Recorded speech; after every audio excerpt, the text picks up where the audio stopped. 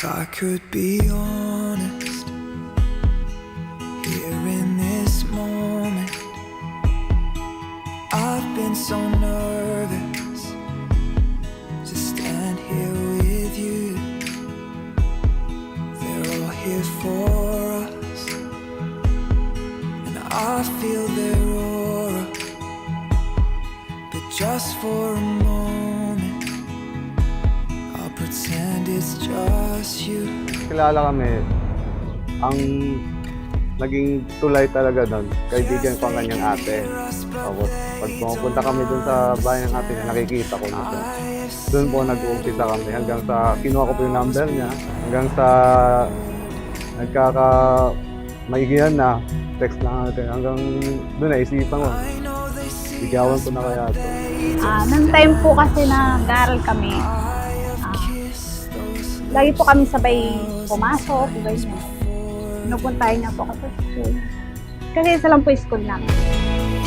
Tomorrow I'll open my eyes and I will whisper to my wife, I belong to you.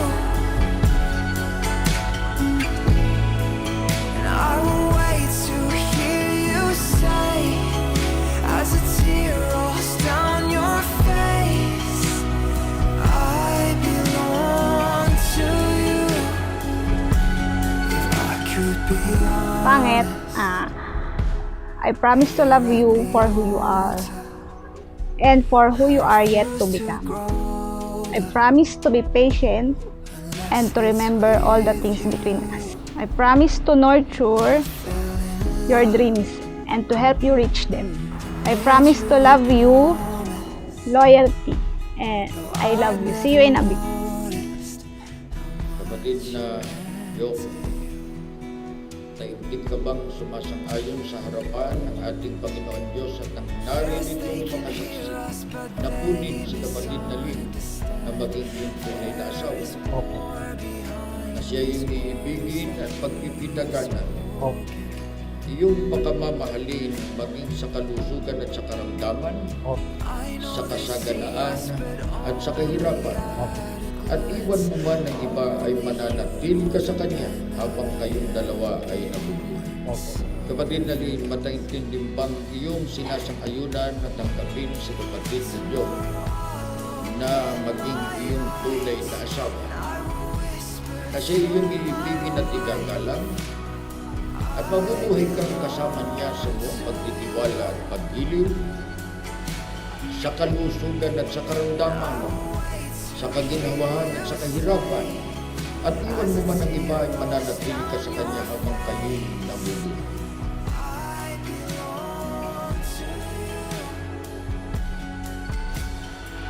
Ganda talaga yung ngumiti. Ang ganda yung style ni ngumiti ni Len eh. Doon ako ganda nito ah. Doon ako nag-umpisa nga. Ang gusto ko to si Bigawan. Try ko nga. Doon ako nag-umpisa nga kinuha ko yung number niya hanggang sa nag-text na kami. Si Jock po kasi ay simpleng tao lang. Tsaka, iglesia din po siya. lost choose, I will say I do.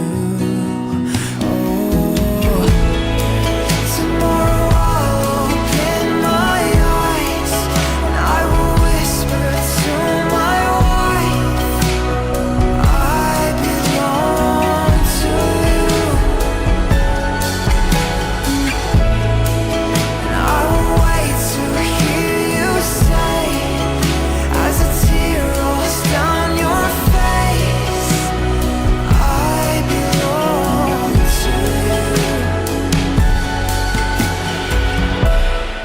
Len, ngayon dumating na talaga yung araw na pinakahintay natin. Alam naman natin tumagal na to.